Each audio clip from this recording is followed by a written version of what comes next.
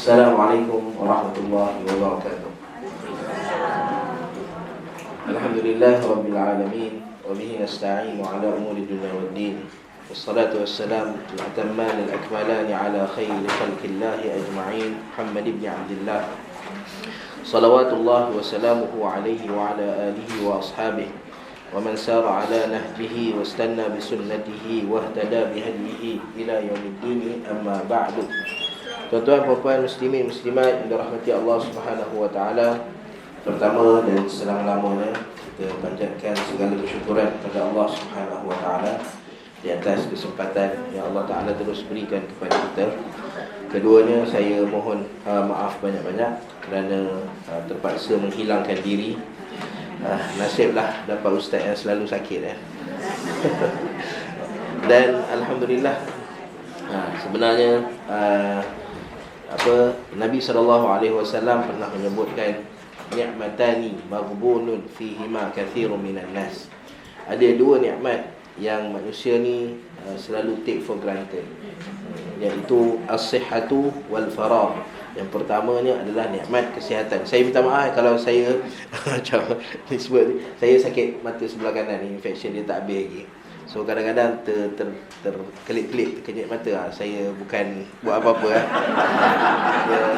dia automatik. Okay. Dua nikmat yang manusia sering rugi.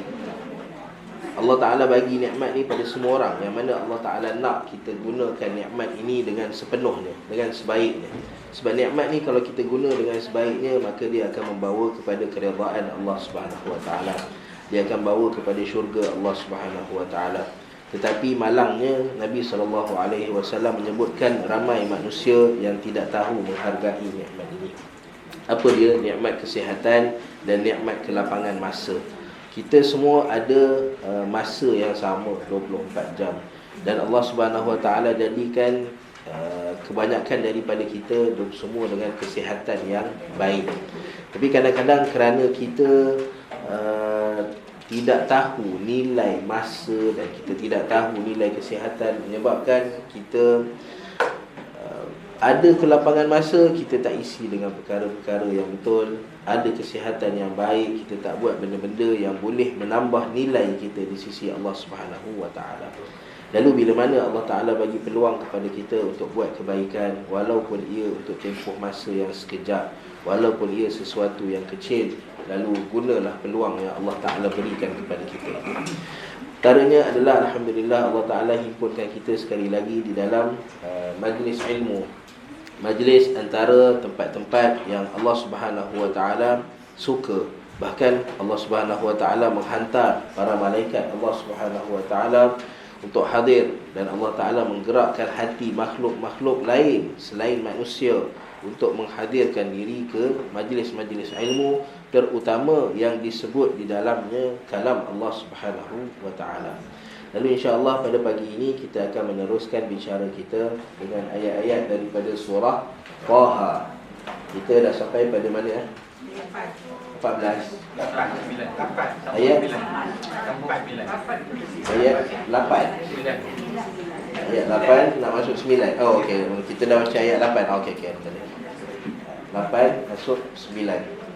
Baik, insya-Allah sebelum kita mula ayat 9, dan kita akan baca sehingga ayat 16. Sudah ya? 9 sampai 16. Kalau ada masa lebih kita akan sambung lagi insya-Allah. Okey, mandangan dengar suara ustaz pun serak-serak basah So saya nak cari volunteer, siapa nak tolong bacakan ayat 9 sehingga ayat 16. Gentleman, muslimat. Ada nak tolong baca ke? Tak ada? Allah Akbar. Oh, ni siap pakai jubah cantik. Nak baca? Boleh? Dia sama dah. Baik. Jazakumullah khairan. Terima kasih. Baik, kita dengar ayat 9 sehingga ayat 16 insya-Allah.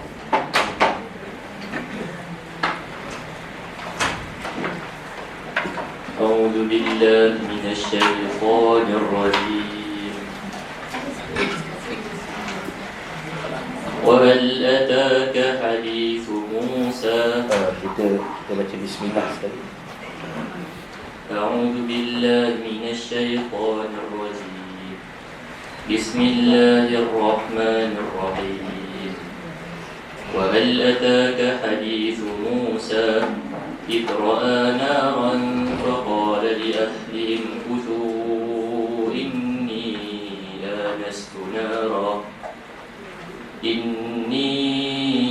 آنست نارا لعلي آتيكم منها بقبس أو أجد على النار هدى فلما أتاها نودي يا موسى إني أنا ربك فاخلع نعليك إنك بالوادي المقدس طوى وأنا اخترتك فاستمع لما يوحى إنني أنا الله لا إله إلا أنا فاعبدني وأقم الصلاة لذكري إن الساعة آتية أكاد أخفيها لتجزى كل نفس بما تسعى فلا يصدنك عنها من لا يؤمن بها واتبع هواه فتردى. Baik, kita sampai sini. Okay, masya-Allah, masya-Allah. Jazakumullah khairan. Barakallahu fiikum. Masya-Allah. Okey, bacaan yang sangat baik, masya-Allah. Nak komen pun tak boleh nak komen lah sebab sedap, masya-Allah.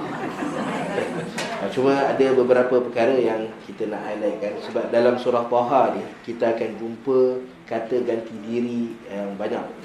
Sama ada kata ganti diri untuk lelaki, kata ganti diri dia, ia atau dia. Okey, dengan ha, hu atau hi atau ha, alif. Okey, lalu huruf ha ni adalah huruf yang kita sebutkan dia jauh daripada mulut. Lalu bila kita nak keluarkan dia, maka perlukan kepada tenaga. Okey. So bila kita baca ada ha, terutama bila ha tu duduk dekat belakang perkataan, kat hujung perkataan, maka lebih lagi kena bagi tenaga. Macam contoh Bismillahirrahmanirrahim. Kalau kita tak bagi ha tu, maka dia akan hilang. Bismillahi, nampak i. Okey, so bagi ha sifat dia ada angin, huruf-huruf yang mahmus. Okey. Dan yang keduanya ada bila kita nak berhenti waqaf pada surah-surah tertentu, surah Kahfi, Al-Kahfi ke surah Maryam, surah Taha, maka hujung dia berakhir dengan alif mad, dua harakat. Okey, maka bila kita waqaf, jangan waqaf macam hal ata wa hal ataka hadithu Musa. Tak nak sekadar baris atas je, tak nak. Kita nak ada dua harakat. Okey, Musa, okey, huda ya Musa. Okey. Dan yang ketiganya ada satu perkataan tadi, ayat 15, inna sa'ata atiyatun akadu ukhfiha litujza kullu nafsin. Okay, kita sebut ada gabungan huruf-huruf yang mana kita kena hati-hati. Okay, kalau kita tak jaga gabungan huruf ni, dia akan berlaku idgham. Okay, antara dia adalah fa dengan sin. Nafs. Okay, nampak? Mana fa dia hilang, tenggelam dalam sin, kerana kedua-duanya ada sifat hams. Okay, maka berikan hams pada fa dulu sebelum masuk pada sin. Nafsin. Okay, kullu nafsin bima tas'a. Okay, masya-Allah, bacaan yang baik. Boleh baca tiap-tiap minggu lah, boleh? Boleh. Lagi sedap bacaan dari Ustaz, masya-Allah. Okay. Baik, kembali kita kepada ayat 9. Allah Subhanahu Wa Taala menyebutkan kisah tentang wahal ataka hadithu Musa. Allah Taala bercerita tentang Musa. Dan Musa ni siapa Musa ni?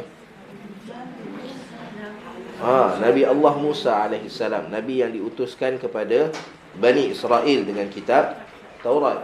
Macam mana kita tahu itu Musa yang Allah Subhanahu Wa Taala maksudkan? Sebab bendanya dipanggil sebagai al-ahdu al-zihni. Benda yang kita tak perlu explain. Sebab dalam Al-Quran bila sebut Musa, takkan Musa kat tanah Melayu kot, ataupun Musa dekat mana-mana. So Musa yang ada dalam Al-Quran adalah Musa Nabi Bani Israel. Dan begitu Allah Subhanahu Wa Taala datangkan, bila kita tahu ada bentuk seperti ini, macam contoh Allah Ta'ala sebut nama Ibrahim, kita tahu siapa dia Ibrahim yang Allah Ta'ala maksudkan. Lalu kita tak pelik bila Allah Ta'ala sebut inna anzalnahu fi lailatul qadar, kami menurunkan ia pada malam Al-Qadar. Ia tu apa? Macam mana tahu Al-Quran? Sedangkan Allah Ta'ala tak cerita pun dekat situ tentang Al-Quran. So benda yang dah memang akan lalu secara automatik dalam kepala kita. Lalu sebelum Allah Subhanahu Wa Taala bawa masuk cerita tentang Nabi Allah Musa alaihi salam, tengok ayat terakhir yang Allah Taala sebut sebelum ayat 9, ayat 8. Allah Taala kata apa? Allahu la ilaha illahu lahul asmaul husna. Sebelum masuk cerita ni, Allah Subhanahu Wa Taala menyebutkan bahawa dia adalah Tuhan dan tidak ada Tuhan yang disembah melainkan dia. Nak menunjukkan bahawa cerita yang Allah Subhanahu Wa Taala nak bawa datang ni, di dalam cerita ni antara highlight dia ataupun benda yang Allah Ta'ala minta kita fokus adalah pada keesaan Allah Subhanahu Wa Ta'ala ataupun pada ketuhanan Allah Subhanahu Wa Ta'ala. So itu dalam pentafsiran Al-Quran. Kalau kita nak memahami Al-Quran ataupun sesuatu ayat yang kita nak baca, kita kena tengok benda yang sebelum dia dan benda yang selepas dia. Sebab satu ayat tu antara sifat ayat Al-Quran Allah Subhanahu Wa Taala cerita adalah kitabam mutasyabihan mathani. Ayat dia saling sama, menyamai antara satu sama lain. Bila kita sebut kitabam mutasyabiha, ada orang dia salah faham. Dia kata ayat-ayat Al-Quran ni adalah ayat-ayat yang mutasyabihat. Mutasyabihat yang dimaksudkan adalah mutasyabihat yang samar-samar maknanya. Allah Ta'ala tak turunkan ayat-ayat yang samar makna. Sebab Al-Quran ni diturunkan sebagai panduan bagi kita. So macam mana nak jadi panduan kalau ia samar-samar? Mesti suatu benda yang jelas. Sebab tu Allah Ta'ala selalu bila cerita tentang ayat Al-Quran ataupun tanda-tanda kebesaran Allah Ta'ala akan guna perkataan mubin. Mubin ni yang jelas, yang nyata, yang semua orang baca dia boleh faham. Itu sifat ataupun ciri wahyu yang Allah Subhanahu Wa Taala turunkan. Cuma kalau kita pergi pada hadis Nabi sallallahu alaihi wasallam, dia berbeza dengan Al-Quran. Al-Quran ni memang kita kena faham secara literal. Allah Taala bagi tahu mubin. Tapi Nabi sallallahu alaihi wasallam diberi satu keistimewaan. Kata Nabi sallallahu alaihi wasallam, "U'titu jawami'al kalim." Nabi SAW diberi satu keistimewaan yang nama dia Jawami'ul Kalim, di mana hadis-hadis Nabi, perkataan-perkataan yang keluar daripada Nabi SAW perlu kepada penjelasan. Sebab Jawami'ul Kalim, ayat yang panjang diringkaskan dengan ayat yang pendek. Itu Jawami'ul Kalim. Sebab Nabi SAW nak bagi tahu sesuatu yang ringkas dan padat ataupun tepat. Itu ciri penyampaian Nabi SAW. Maka kerana itu hadis-hadis Nabi SAW diperlukan kepada pendetailan dan penjelasan. Berbeza dengan ayat Al-Quran yang mana kita baca, kita tahu sedikit bahasa Arab, kita tahu ada sandaran ataupun daripada Nabi SAW, kita dah boleh faham dah apa yang Allah Subhanahu Wa Taala nak sampaikan. Sebab tu tafsir ni dia ada banyak jenis. Tafsir ataupun tadabbur kita dia ada banyak jenis. Yang utama dia adalah dua. Satu dipanggil sebagai ijmali. Ijmali ni adalah secara umum. Bila kita baca wahal ataka hadithu Musa, maka secara umum kita dah dapat tahu dah Allah Ta'ala nak cerita tentang Nabi Musa. Nabi Musa ni seorang Nabi. Kita dah ada gambaran. Bila kita baca idra'a nara api, kita dah ada gambaran Allah Ta'ala apa kaitan api dengan Nabi Musa alaihissalam. So itu ijmali, secara umum. Okay, dan bila kita tahu tafsir ijmali ni, kita dah boleh tadabbur ayat-ayat Allah Subhanahu wa taala. Okay, pergi pada qul huwallahu ahad. Okay, Allah Taala itu satu, esa. Maka kita dah boleh tadabbur bahawa Tuhan tu satu. Okay, tapi kalau kita nak detail lagi, maka dia ada satu lagi pentafsiran yang dipanggil sebagai tahlili. Tahlili adalah tafsiran yang bersifat analisis. Okay, maksudnya kita pergi, kenapa Allah Ta'ala guna kul huwallah, kenapa Allah Ta'ala guna Allah, okay, kenapa Allah Ta'ala guna huwa dan Allah, kenapa tak kata kul Allahu ahad je, kan dah katakan kepada manusia, wahai Muhammad, Allah itu satu, settle, kenapa ada huwallahu ahad. So itu tafsiran yang bersifat analisis. Okay, so apa yang menyebabkan sampai sini? Ingat tak apa. Wahal ataka hadis Musa. Allah Subhanahu wa taala sebelum cerita tentang Nabi Musa, Allah Taala cerita tentang wahdaniyah Allah Subhanahu wa taala. Lalu kemudiannya Allah Subhanahu wa taala bila nak sampaikan tentang wahdaniyah Allah Subhanahu wa taala, Allah Taala nak manusia ni faham dan manusia ni tahu bahawa Allah Ta'ala itu Tuhan dan Allah Ta'ala itu Tuhan yang layak disembah. Lalu ada manusia yang boleh difahamkan dengan fakta. Bagi tahu je Allah Ta'ala tu Tuhan, maka dia boleh terima, dia boleh faham. Okay. Ada orang kita kena detailkan sikit. Okay. Allah Ta'ala itu Tuhan dan Tuhan ni apa kita kena buat? Kena sembah dia. Okay. Dan ada orang bila kita cerita fakta pada dia, bagi fakta, bagi statement pada dia, dia susah nak absorb. Lalu perlukan kepada bentuk yang lain.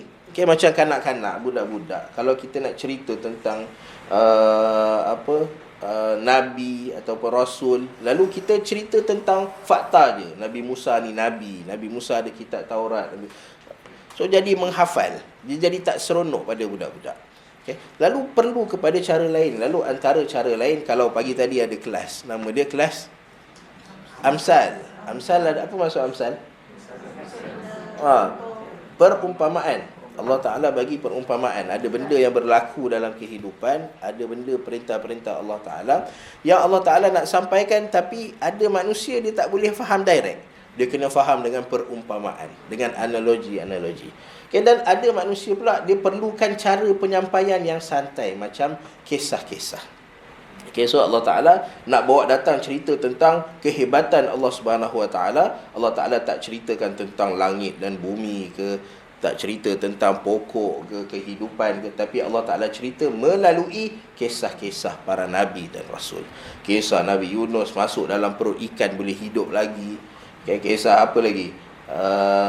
Nabi Yahya, Nabi Zakaria, okay, dah berusia sekalipun tapi boleh melahirkan anak lagi. Nampak? Melalui cerita-cerita ni orang boleh nampak, wah, hebat Allah Subhanahu wa taala. So begitu cara Allah Subhanahu wa taala nak sampaikan kepada kita. Okey. Wa hal ataka hadithu. Hadis, apa maksud hadis? Cerita ataupun peristiwa. Okey. Hadis Nabi SAW, apa maksud dia? Sebab asal kepada makna hadis ni adalah baru. Okay, benda yang baru berlaku. Okay, dan benda yang paling baru berlaku pada manusia selain peristiwa adalah tutur kata. Okay, kata-kata kita adalah benda yang baru keluar daripada kita. Okay, maka kerana itu kalau kita sebut hadis, maka ia adalah sebelum kita bagi makna dia satu peristiwa, dia adalah benda yang diceritakan, yang diungkapkan oleh manusia dengan kata-kata. Okay? Sebab tu bila kita sebut hadis Nabi SAW, maka orang dah boleh faham ia adalah pertuturan ataupun apa-apa sahaja yang keluar daripada, disandarkan kepada Nabi SAW. Okay. Dan Allah Subhanahu Wa Taala berkata kepada Nabi SAW, wa hal ataka hadith Musa. Hal adalah istifham, soalan, pertanyaan. Okay. Lalu kita sebut sebelum ni bahawa pertanyaan-pertanyaan yang Allah Subhanahu Wa Taala tanyakan, kebanyakan pertanyaan di dalam Al-Quran ni Allah Taala tak perlukan jawapan. Sebab apa? Sebab kalau nak jawapan, kita nak jawab kat mana? Okay. So ia lebih adalah kepada istifham yang bersifat tahqiq ataupun istifham yang bersifat istingkar. Ya, ada soalan yang Allah Subhanahu Wa Taala tanyakan kerana Allah Ta'ala nak bagi tahu ini adalah benda yang Allah Ta'ala larang. Okay, ada soalan yang Allah Subhanahu Wa Taala tanya, nak bagi tahu bahawa ini adalah benda yang Allah Taala nak kamu buat.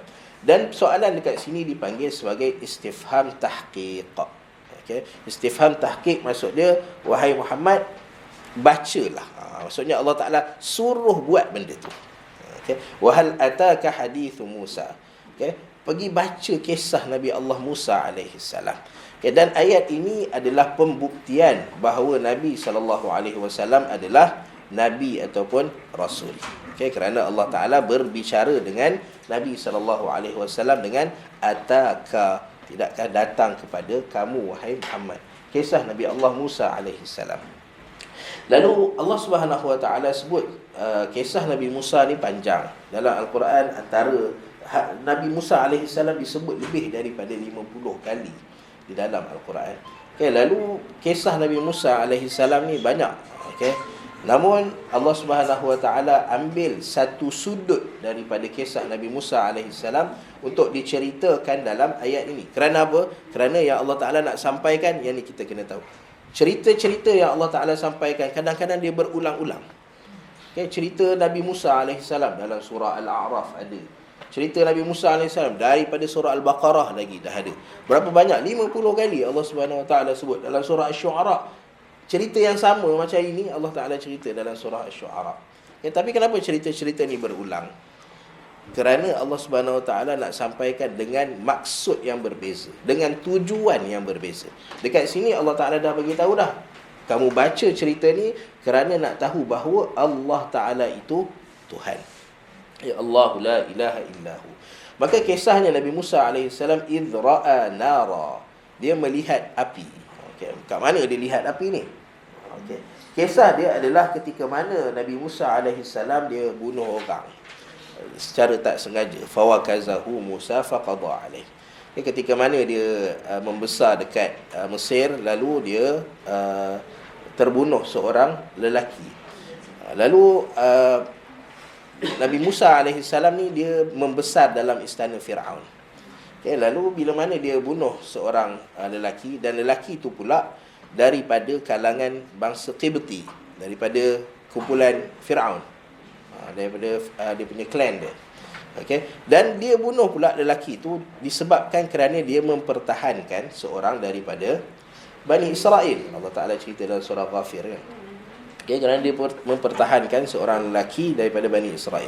Lalu dia boleh menimbulkan isu apa? Bukan zaman sekarang je ada isu perkauman. Daripada dulu lagi. Okay, dah ada isu perkauman. Kerana zaman dulu lagi dahsyat. Sebab zaman dulu hidup dengan kabilah. Okay, kita manusia dibezakan melalui kabilah-kabilah dia, keluarga tempat dia dilahirkan. Lalu kerana Nabi Musa buat kesalahan yang layak untuk dihukum, walau bagaimanapun kerana dia membesar dalam istana Fir'aun, lalu ada orang bocorkan rahsia pada dia, suruh dia keluar daripada Mesir. Kalau tak, dia akan dihukum. Lalu keluarlah dia, lalu dia tinggal dekat satu kawasan dekat Madian. Okay, dan cerita dia berkahwin, dan kemudian dia punya mahar perkahwinan dia adalah dia kena bekerja dengan lelaki tersebut. Ramai yang menulis bahawa Nabi Musa AS berkahwin dengan anak Nabi Shu'aib AS. Walau bagaimanapun kita tidak ada bukti yang kukuh, yang jelas menunjukkan bahawa Nabi Musa berkahwin dengan anak Nabi Shu'aib. Tapi Nabi Musa berkahwin dengan perempuan yang ada saudara perempuan dia. Maksudnya ada adik-beradik perempuan. Lalu Nabi Musa selesaikan mahar 10 tahun dan kemudian dia balik semula ke Mesir. Okay, dia keluar daripada Mesir pergi ke Madian dan kemudian balik semula ke Mesir. Dan Nabi Musa alaihissalam berjalan pulang balik ke Mesir ketika waktu malam. Okay, sebab macam mana kita tahu malam? Sebab dia nampak api. Kalau siang api nyala nampak tak? Tak nampak. Melainkan kalau lalu dekat yang Petronas punya tu boleh nampak api lah besar. Okey, tapi siang tak boleh nampak api. So bila Allah Taala sebut idzra'a nara, okey, bermakna Nabi Musa alaihissalam berjalan pada waktu malam, perjalanan yang jauh. Dan begitu Nabi SAW juga menggalakkan kita untuk berjalan pada waktu malam. Kerana pada waktu malam, kata Nabi SAW, tutwal ard. Okay? Bumi ni seolah-olah dilipat. Perjalanan tu nampak lagi pendek berbanding dengan perjalanan pada waktu siang. Okay? Maka kalau kita nak berjalan jarak yang jauh, maka sunnah Nabi SAW adalah kita berjalan pada waktu malam. إِذْ رَأَى نَارًا فَقَالَ لِأَهْلِهِمْ كُثُوا. Lalu bila Nabi Musa AS nampak api ni, maka apa dia kata? فَقَالَ لِأَهْلِهِ. Dia berkata kepada keluarga dia. Okay, ahli, biasanya ahl, kalau dalam bahasa Arab, perkataan ahl ni ditujukan kepada keluarga yang isteri dan anak-anak. Itu biasanya. Okay. Kalau Nabi SAW sebut, kalau kita kata Nabi SAW wa ala alihi, al-al dengan al-ahl adalah benda yang sama. Okay. So keluarga. So bila disebutkan al-al ataupun al-ahl macam Ali Imran, keluarga Imran, maka dia bukan keluarga yang melibatkan pakcik, makcik, sepupu, dua pupu. Tidak. Tapi dia adalah keluarga, isteri, pasangan dan anak-anak. Okay. Bermakna Nabi Musa AS bergerak balik bukan berseorangan, tetapi membawa isteri dia. Okay. Ataupun jika ada anak, maka anaknya. Sebab kita tak dengar cerita kewujudan anak Nabi Musa AS. Okay. Tapi tengok betapa gentlemannya Nabi Musa AS. Bila dia nampak api, so benda api ni, apa kemungkinan yang boleh berlaku daripada api ni? Kemungkinan mungkin benda yang baik, mungkin benda yang tak baik. Okay, lalu tengok dia memelihara keluarga dia. Lalu dia kata pada keluarga dia, duduk sini, tunggu dekat sini, biar I yang pergi. Okay. Gentleman lah. Okay. So biar itu sifat lelaki. Lelaki sifat dia adalah melindungi keluarga dia. Okay. Dia tahu itu amanah Allah Subhanahu Wa Taala pada dia untuk dia jaga keluarga dia. Maka dia jaga keluarga dia daripada benda yang berkemungkinan ada. Yang kadang-kadang kita ni rasa benda tu baik, lalu kita pun bawalah keluarga kita. Tetapi ada kemungkinan benda tu adalah benda yang tak elok. Sebab kat padang pasir, lepas tu ada api, kemungkinan ada quta'ut tariq, perompak padang pasir. Okay. Lalu Nabi Musa kata, duduk sini, kuthu, duduk. Makatha maksudnya duduk sebentar dekat sini. Okay, kerana Nabi Musa nak cek dulu. Dan bila kita kata begitu sifat lelaki dia tidak akan membiarkan ahli keluarga dia duduk dekat tempat yang berbahaya. Okay, dan tempat yang berbahaya ni kadang-kadang bahayanya bersifat fizikal yang kita nampak. Okay, bila peperangan, lalu kita tak akan benarkan ahli keluarga kita keluar sebab berlaku peperangan, banjir, gempa bumi, kita tak akan benarkan. Okay. Dan begitu juga sekiranya bahaya tu adalah benda yang tak nampak. Okay. Contohnya fitnah yang berlaku pada akhir zaman. Okay. Di mana bila keluar ni kita jumpa dengan orang-orang yang tak beriman pada Allah Subhanahu Wa Taala, orang-orang yang pakaiannya kadang-kadang mahal tapi tak cukup kain. Okay. Kemudian apa lagi? Benda-benda yang boleh nampak. Dia nak bahayanya tak nampak, tetapi sebenarnya ia bahaya. Bila banyak konsert-konsert yang berlaku, bila banyak benda-benda yang arak-arak dijual, rokok-rokok dijual tanpa tahu bahawa benda tu haram. Okay, maka kita sepatutnya macam mana kita bimbang pada keluarga kita bila keluar jumpa bahaya peperangan, seperti itu juga kita takut kalau ahli keluarga kita keluar dalam keadaan berhadapan dengan fitnah-fitnah. Okey, maka sebab itu kalau kita tengok pada zaman sahabat radhiyallahu taala anhum, okey, kalau katalah kita tengok dalam keluarga nubuwah sekalipun, Nabi SAW bila nak pergi pasar, Allah Taala cerita yang pergi pasar beli barang tu siapa dia? Nabi SAW. Kalau kita boleh minimumkan keluarnya orang perempuan, hatta isteri dan anak-anak perempuan. Macam contoh Nabi SAW ketika solat hari raya, Nabi SAW perintahkan untuk keluarkan al-huyyadu wa zawatil khudur. Maksudnya ada dua jenis perempuan yang jarang keluar daripada rumah, iaitu satu perempuan-perempuan yang datang haid, sebab dia tak ada keperluan untuk dia keluar. Okay, kalau nak bekerja, maka tugas bekerja dan cari nafkah tu sebenarnya adalah tugas seorang lelaki, suami. Dan kemudian yang keduanya adalah zawatil khudur. Apa zawatil khudur? Anak-anak dara. Anak-anak dara yang belum berkahwin. Maka mereka ni tak keluar daripada rumah. Ini pada zaman Nabi SAW. Untuk apa? Untuk memelihara kehormatan mereka, untuk memelihara agama mereka, untuk memelihara akhlak mereka. Okay, dan sepatutnya kita kalau nak selamatkan keluarga kita daripada fitnah, kita buat benda yang sama. Okay, benda yang tersimpan dalam rumah ni, benda tak boleh dilihat oleh mana-mana orang. Yang Nabi SAW kata, man ittala'a fi baiti qaumin bighairi iznihim faqad hallalahum ay yafqa'u 'ainah. Okay, kalau siapa-siapa dia orang yang mengintai ke dalam rumah seseorang. Okay, benda rumah ni benda kawasan larangan, protected. Lalu ada orang nak mengintai, tengok je. Maka Nabi SAW kata halal bagi tuan rumah untuk buat apa? Congkel biji mata dia.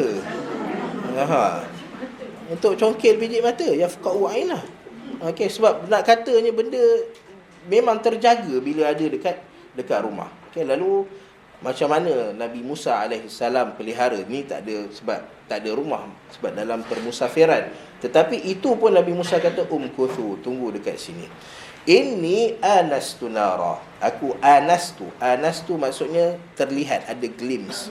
Okey, mungkin family dia tak nampak, lalu dia nampak ada cahaya, ada nara, ada api. La'alli atikum minha biqabasin.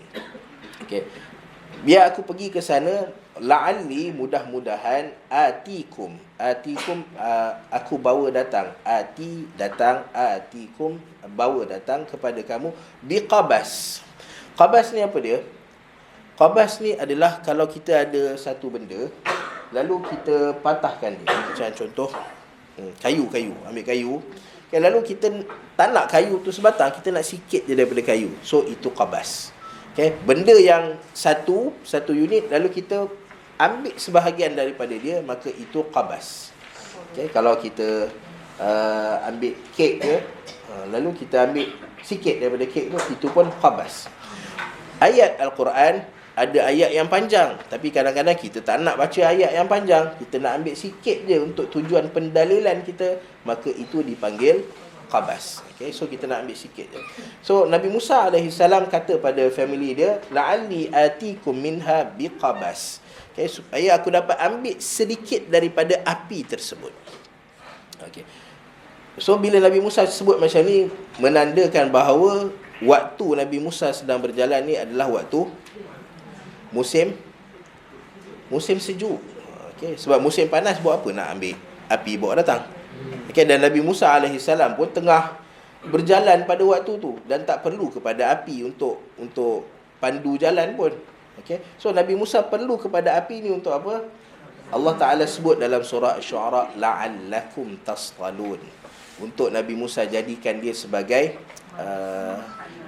panas. Okay, untuk panaskan badan.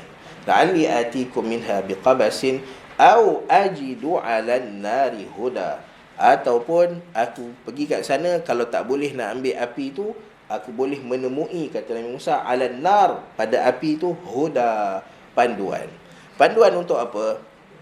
Okey, Nabi Musa alaihissalam pada waktu ni, kenapa Nabi Musa datang dekat kawasan api tu? Apa keperluan Nabi Musa untuk datang dekat kawasan api tu? So Nabi Musa tengah bawa family dia tuju ke Mesir, tapi tiba-tiba nampak api. Patutnya mind your own business lah. Orang lain punya api, biarlah dia duduk. Tapi kenapa Nabi Musa pergi ke sana? Ya, kerana Nabi Musa alaihissalam tak jumpa jalan. Okay, Nabi Musa alaihissalam sesat, tak jumpa jalan. Okay, so dan itu tak pelik, kerana ketika mana Nabi Musa alaihissalam bawa Bani Israel keluar daripada Mesir, lalu mereka sesat 40 tahun dekat lembah Tih, dan Allah Ta'ala panggil Nabi Musa alaihissalam untuk jumpa Allah Subhanahu Wa Ta'ala dekat tempat yang sama. Allah Subhanahu Wa Ta'ala jumpa Nabi Musa ketika perjalanan ke Mesir. Okay, dan Nabi Musa tak jumpa jalan, sesat. Okay, kerana itu Bani Israel, bila Nabi Musa lambat sampai, kan Nabi Musa bagi tahu dia nak jumpa Allah Ta'ala 30 hari. Okay, tapi kerana soalan Nabi Musa alaihissalam nak tengok Allah Subhanahu Wa Taala, menyebabkan Allah Taala extend jadi 10 hari ni jadi 40 hari. Lalu lewat Nabi Musa alaihissalam nak sampai kepada Bani Israel. Lalu antara benda yang Bani Israel sebut adalah Nabi Musa ni sesat. Sebab dia tak ada kemahiran untuk tahu jalan-jalan. Okey, nak bagi tahu pada kita bahawa para nabi ni walaupun dapat panduan daripada Allah Taala, dapat wahyu daripada Allah Taala, tapi mereka manusia. Okey, manusia yang mana mereka lapar, mereka sakit. Okey, kalau tak tahu jalan maka sesat. Okey, so itu benda yang biasa pada manusia. Okey, lalu kerana itu bila dah tak jumpa jalan, maka Nabi Musa alaihissalam bila nampak api ni dia pergi pada api. Okey, kalau paling kurang kalau dia tak orang kat situ pun sesat sama dengan dia dapatlah ambil api tu. Okey, ataupun kalau dia tak dapat ambil api, ajidu 'alan nari huda. Dia boleh dapat satu huda. Okey. Petunjuk daripada api tersebut ataupun daripada Allah Subhanahu Wa Taala. Okey. Falamma ataha nudiya ya Musa. Apabila Nabi Musa alaihissalam sampai ke kawasan api itu, nudiya ya Musa. Nabi Musa dipanggil nudiya. Okay, nudiya maksudnya ada suara yang memanggil. Sebab nudiya dari perkataan an-nida. Nida ni maksudnya panggilan. Dan panggilan ni dia tak jadi melainkan dengan ada suara. Okay, dan panggilan ini menyebut ya Musa. Okay, wahai Musa. Okay, inni ana rabbuk. Okay, kata Allah Subhanahu Wa Taala, inni ana rabbuk. Allah Subhanahu Wa Taala memulakan kata-kata dengan Nabi Musa alaihissalam dengan memperkenalkan diri. Dan itu yang patut kita buat. Bila kita jumpa dengan orang ataupun kita nak bertemu dengan orang, okay, maka perkenalkan diri kita. Okay? Sebab kadang-kadang ada orang bila telefon, contoh dia telefon kawan dia, ialah walaupun kat dalam phone kita dah ada nama, okay, kita dah tahu siapa telefon, kita kadang-kadang Assalamualaikum, aku ni, siapa aku?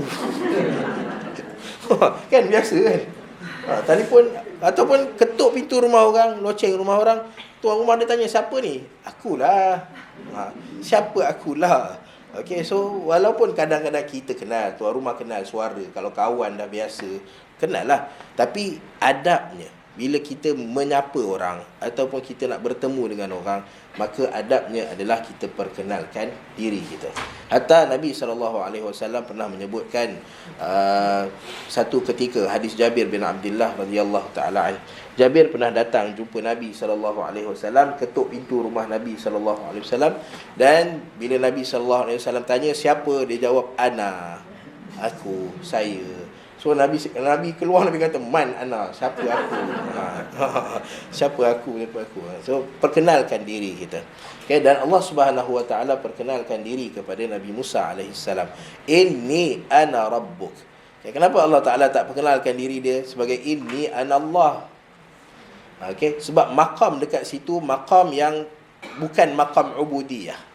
Okay, bukan makam untuk Allah Taala minta dia memperhambakan diri pada Allah Taala. Tapi makam dekat situ adalah makam Allah Ta'ala sedang menceritakan kepada Nabi Musa alaihissalam siapa dia Allah Subhanahu Wa Ta'ala. Sama macam ketika mana Allah Ta'ala cerita dalam Al-Fatihah, Alhamdulillahi Rabbil Alamin. Bila orang tanya siapa dia Allah, Alhamdulillah yang kita nak bagi segala pujian pada dia, maka Allah Ta'ala perkenalkan diri dia sebagai Rabbul Alamin, yang mencipta kamu, yang mengurus tadbir urusan kamu, yang sesatkan kamu pada malam ni, yang akan bagi petunjuk kepada kamu, yang bagi kamu makan, minum, semuanya adalah aku, kata Allah Ta'ala. So, inni ana rabbuk. Ringkas je. Tapi daripada perkataan Rabb itu dah boleh difahami bahawa dialah yang menjaga kita, yang mencipta kita, yang mengurus tadbir urusan kita. Okay? Inni ana rabbuk. Fakhla' na'laik. Ayo. Ini kali pertama Nabi Musa dapat wahyu. Ya, ini waktu Nabi Musa alaihissalam dapat wahyu daripada Allah Subhanahu Wa Taala.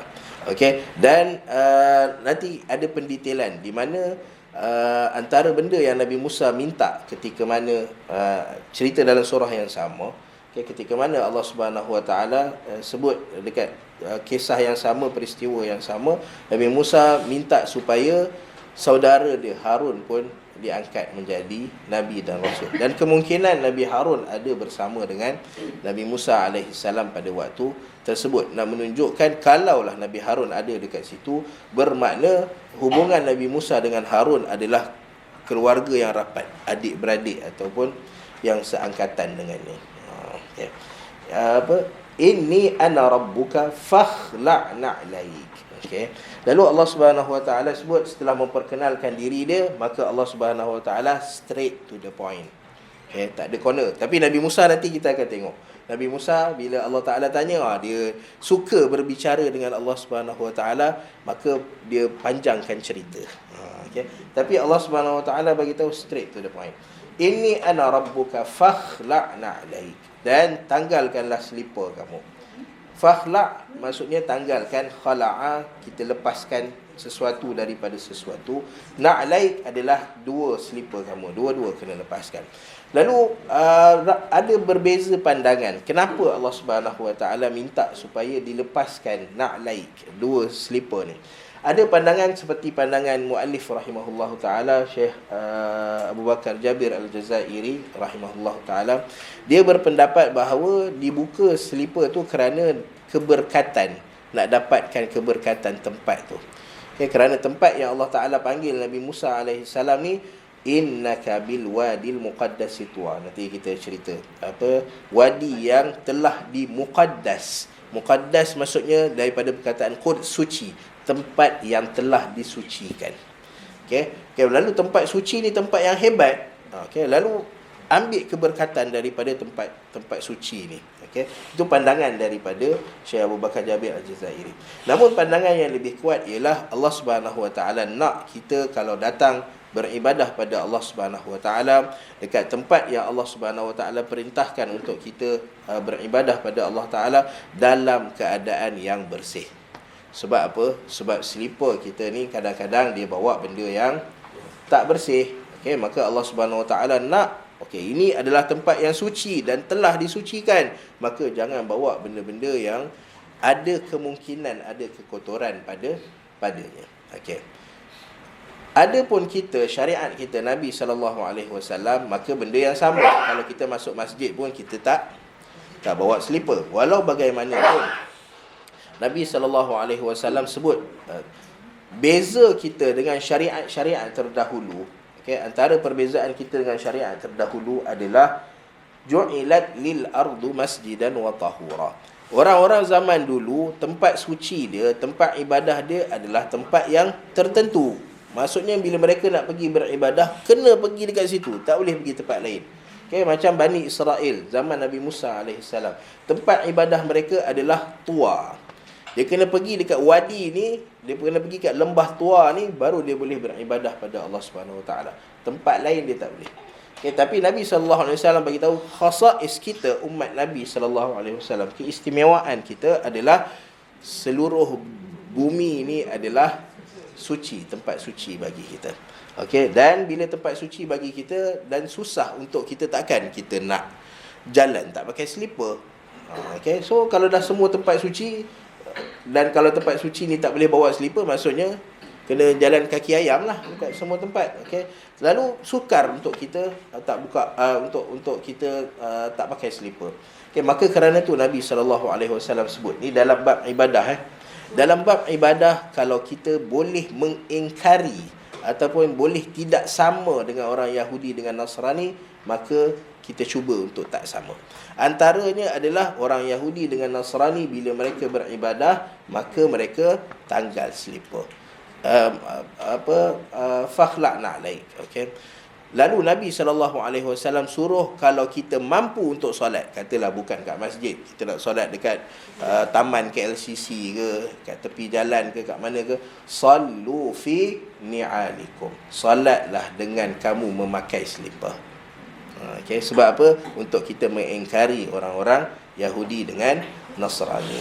Okay, mereka kena cabut selipar, dan kita kalau boleh kita pakai selipar. Namun kita tak pakai dalam masjid. Okay, walaupun kalau masjid tu tak ada kapet, boleh. Maksudnya kalau masjid tu macam pada zaman Nabi SAW. Zaman Nabi SAW, lantai masjid adalah Pasir, tanah. Lalu sahabat boleh solat atas dengan memakai selipar dalam masjid. Tapi ini saya nampak satu kekurangan yang ada pada zaman sekarang ni. Okay, minggu lepas saya pergi satu masjid ni, satu surau ni. Dan surau ni dia agak maksudnya jauh lah daripada surau-surau yang lain. Lalu ada orang datang untuk solat dekat situ. Dan bila nak masuk tengok kunci. Semua kunci. Tak boleh nak masuk. Tinggal adalah kawasan lantai sikit-sikit kan. Tapi nak solat kat situ nampak tak proper. Okay, lalu kita bila memikirkan, okay, kenapa Nabi SAW dalam keadaan Nabi mampu, Umar bin Khattab dalam keadaan dia mampu, kaya orang Islam zaman Umar bin Khattab, tapi mereka tak pernah naikkan masjid ni dengan benda-benda yang mewah, benda-benda yang hebat. Sebab apa? Kesan dia, kenapa orang tutup pintu masjid? Tabung. Tabung. Bukan setakat tabung ke. Tu skrin punya besar, PA system punya mahal. Okay, lalu kita letak benda-benda mahal dalam masjid, letak ukiran-ukiran mahal dekat depan masjid, lalu kita tutup pintu masjid daripada orang. So ni satu benda yang lah agak menyedihkan lah. Okay, kenapa kita nak perlu hias kalau dah tahu masjid ni adalah tempat tumpuan orang. Bahkan Nabi SAW benarkan orang yang tak ada tempat nak tidur boleh tidur. Okay, Ali bin Abi Talib bila bergaduh dengan Fatimah tidur dekat masjid. Okay, so banyak keperluan atau banyak kegunaan masjid-masjid ni. Tapi ia ditutup disebabkan untuk memelihara harta dunia yang tak sepatutnya ada dalam rumah Allah Subhanahu wa taala. Itu satu benda yang sedih bila kita tengok realiti tentang masjid pada hari ini. Okey. Ini tapi ada masjid-masjid yang masya-Allah walaupun dalam dia ada benda-benda yang mewah tapi dia tak tutup. Okey, macam kawasan kat rumah saya duduk tu section 5 Wangsa Maju, dia ada satu surau nama dia Surau An-Naim. Yang ni dalam tu memang kata nak ambil remote aircon pun boleh pasang ikut suka. So memang kita kata selesa lah ada surau dan masjid macam tu. Okey. Inni ana rabbuka fakhla'na 'alaik innaka bil wadil muqaddas tuwa.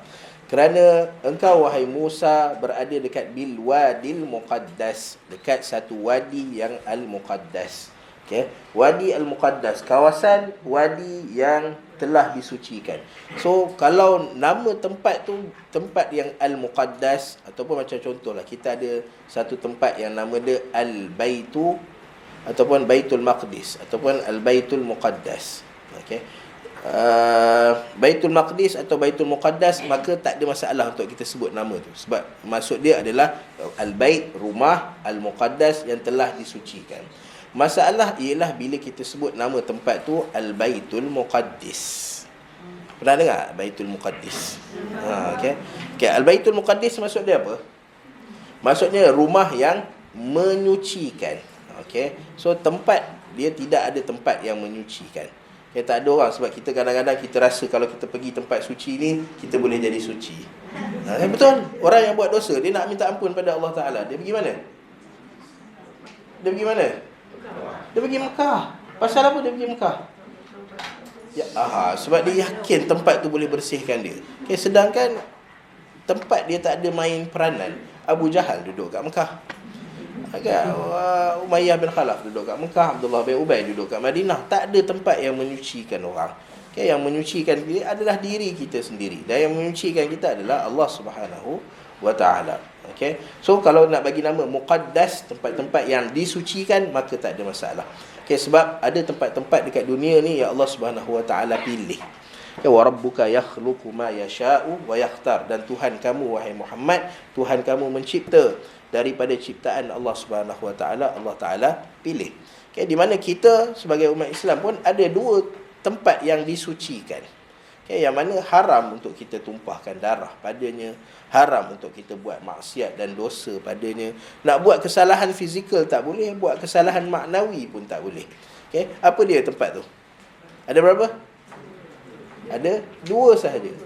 Okay, ada Mekah dekat Masjidil Haram dengan Al-Masjidun Nabawi. Okay, Masjidil Haram dengan Al-Masjidun Nabawi. So Mekah dengan Madinah macam mana status dia? Okay, sebab apa Nabi sallallahu alaihi wasallam sebut juga tentang Mekah. Okay, bila mana doa Nabi sallallahu alaihi wasallam Ibrahim, bila mana Nabi doa pada Allah Subhanahu wa taala, Nabi Ibrahim telah mengharamkan Mekah untuk buat dosa padanya, maka Nabi minta pada Allah Taala untuk haramkan Madinah. Nabi Ibrahim minta keberkatan untuk Mekah, maka Nabi SAW minta keberkatan 2 kali ganda untuk Al-Madinah Al-Munawwarah. Okey, so Makkah dan Madinah adalah 2 tanah haram yang mana ia status dia sama macam Al-Wadil Muqaddas pada zaman Nabi Musa alaihissalam. Okay, bila masuk dalam tu, maka ada larangan-larangan yang kita tak boleh buat. Dekat Madinah, Nabi SAW sebut, man ahdatha fiha hadthan aw awa muhditha fa alaihi la'natullahi wal malaikati wan nasi ajma'in la yaqbalullahu minhu sarfan wala adla. Siapa yang masuk Madinah, dia buat jahat, ahdatha fiha hadthan, buat maksiat, buat dosa, ataupun dia bantu orang buat maksiat, buat dosa. Orang pergi sana kadang nak bertaubat daripada rokok, tiba-tiba kawan dia kata nak sebatang, tu bantu orang untuk buat dosa dan maksiat. Maka bagi orang tersebut laknat daripada Allah Ta'ala, laknat daripada para malaikat, laknat daripada sekalian manusia.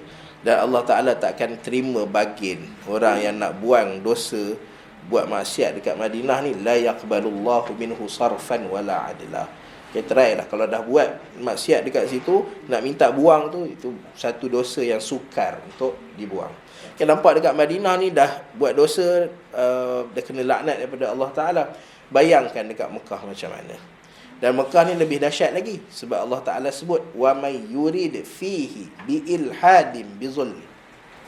Siapa yang ada ilhad, ada kecenderungan, ada keinginan masuk Mekah ni, bukan buat Madinah ni bila niat dia tak kira apa-apa. Bila dah buat tu baru kena laknat daripada Allah Ta'ala. Tapi masuk Mekah Al-Mukarramah ada ilhad. Ilhad ni ada kecenderungan dia, ada keinginan dia nak buat dosa dan maksiat dekat Mekah. Apa Allah Ta'ala kata, wa may yurid fihi bi ilhadim bi zulmin. Zulm adalah kekufuran, kemaksiatan. Nuziqhu min azabin alim. Allah Ta'ala kata kami akan bagi dia rasa azab yang pedih. Nampak, Allah Ta'ala terus sediakan azab bagi orang yang ilhad dia. Ada orang yang ada keinginan sahaja. So, 2 kawasan ni adalah kawasan yang memang dilarang sama sekali untuk kita buat dosa dan maksiat pada Allah Subhanahu wa Ta'ala. Dan statusnya sama seperti zaman Nabi Musa alaihissalam bil wadil muqaddas. Okey, dan kawasan tanah suci bagi zaman Nabi Musa alaihissalam adalah lembah yang nama dia Tuwa. Okay, lembah Tuwa ni dia berada dekat Semenanjung Sinai. Dekat kawasan Semenanjung Sinai ada satu lembah nama dia Tuwa. Okay. Dan dekat Tuwa ni ada satu bukit ataupun kawasan pergunungan, kawasan bukit yang nama dia Tur. Okay. Tur. Okay. Tur berada dekat lembah Tuwa dan lembah Tuwa berada dekat Semenanjung Sinai.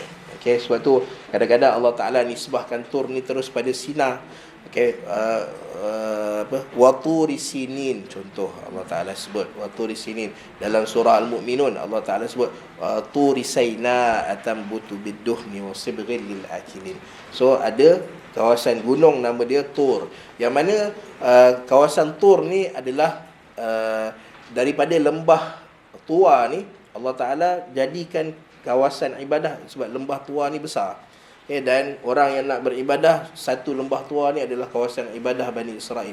Namun ada tempat yang Allah Ta'ala lebih suka, yang mana bila Allah Ta'ala nak panggil Nabi Musa alaihissalam ataupun mana-mana Bani Israel, Allah Ta'ala nak panggil pada zaman Nabi Musa alaihissalam, maka Allah Ta'ala panggil mereka untuk naik di atas bukit Tur.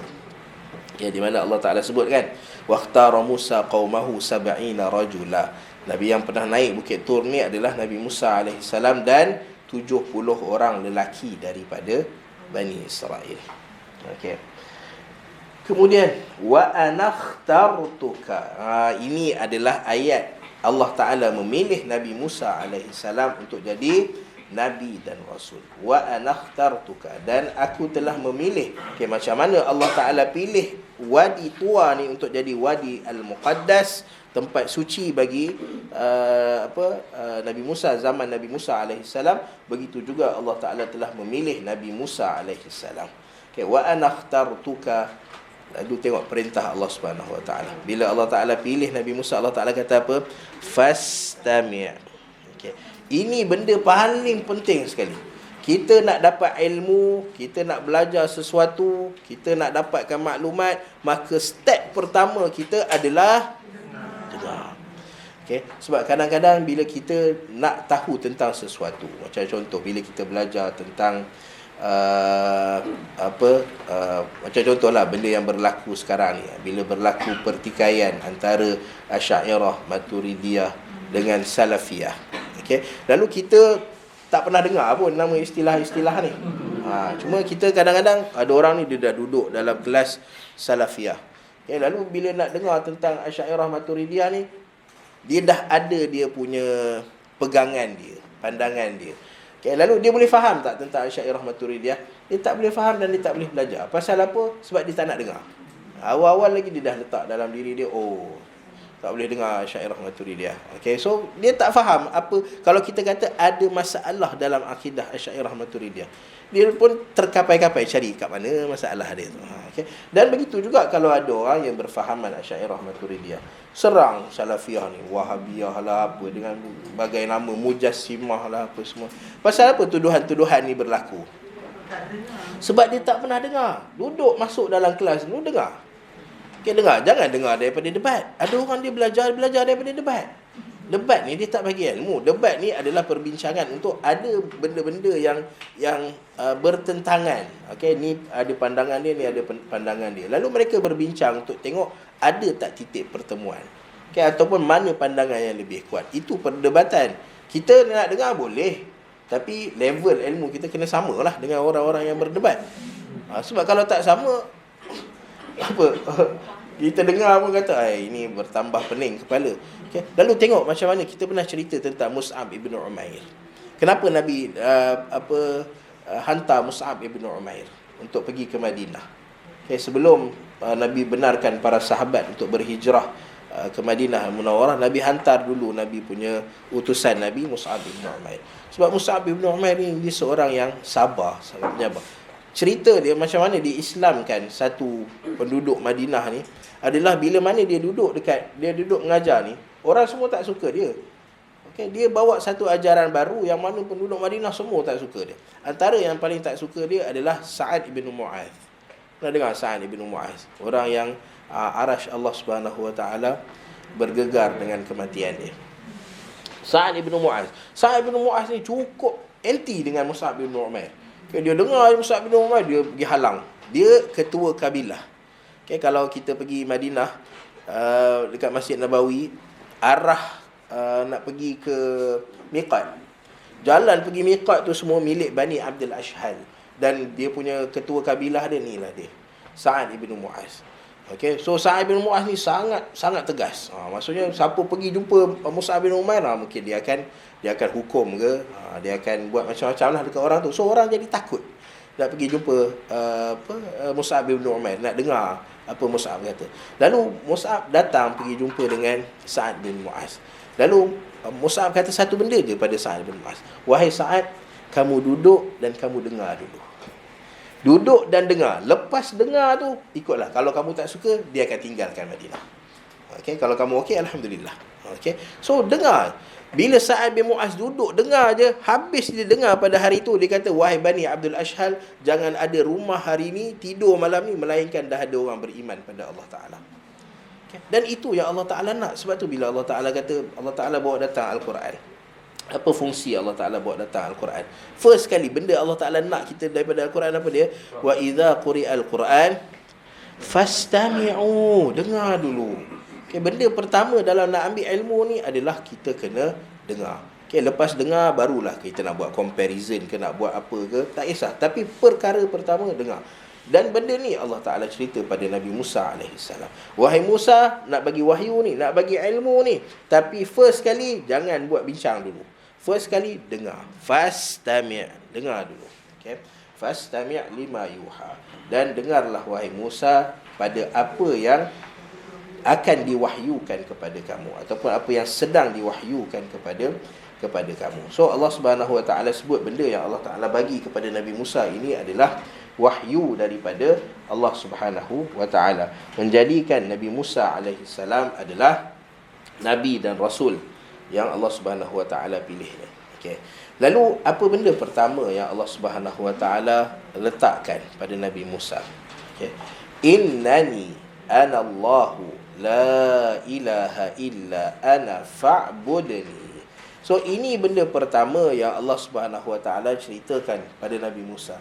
Wahai Nabi Musa, ini wahyu pertama, dan ini benda pertama Nabi SAW bila hantar utusan-utusan Nabi pergi jumpa raja-raja, hantar utusan Nabi, hantar Muaz bin Jabal pergi ke Yaman, hantar Abu Musa al-Ash'ari, hantar Ali bin Abi Talib. Apa pesanan Nabi SAW? Falyakun awwala ma tad'uuhum ilaihi, apa kata Nabi SAW? Syahadata an la ilaha illallah wa anna Muhammadar Rasulullah. Benda pertama yang kamu kena sampaikan bila kamu sampai dekat tempat yang aku hantar ni, kata Nabi SAW, benda pertama kamu kena ajar adalah syahadata an la ilaha illallah, penyaksian supaya manusia ni mengaku bahawa Allah Subhanahu Wa Taala itu Tuhan.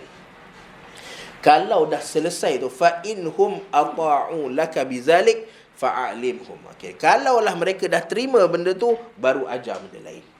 Sebab benda paling penting adalah iman pada Allah Subhanahu Wa Taala. Hebat mana kita solat, hebat mana kita zakat, hebat mana kita beribadah pada Allah Taala, tapi kalau iman kita pada Allah Taala tak betul, maka tiada manfaat. Hebat mana sekalipun kita, kalau ada orang yang ada kesyirikan pada Allah Subhanahu Wa Taala, maka sebab tu kita kata benda kenapa berlaku pertentangan. Kenapa nak mempertahankan juga akidah ni? Kenapa tak bagi je lulus, contoh RUU kan? Bagi je lah lulus. Sebab kalau lulus benda tu, dia ada satu kesan di mana akidah yang dibawa oleh Nabi SAW kita nak kata apa? Dikeluarkan. Dikeluarkan daripada akidah yang boleh diterima dan diguna pakai. So walaupun benda tu hanya melibatkan mufti dan timbalan mufti, RUU tu dia nak lantik mufti dengan timbalan mufti je. Dia kata mufti dan timbalan mufti tidak boleh dilantik melainkan berfahaman Asy'ariyah. Tetapi dari satu segi, kenapa tak terima mufti daripada yang bukan Asy'ariyah? So seolah-olah dia nak menunjukkan bahawa salafiyah, ahlul hadis ini adalah line ataupun ajaran yang tidak boleh diterima pakai. Sedangkan inilah yang dibawa oleh Nabi SAW.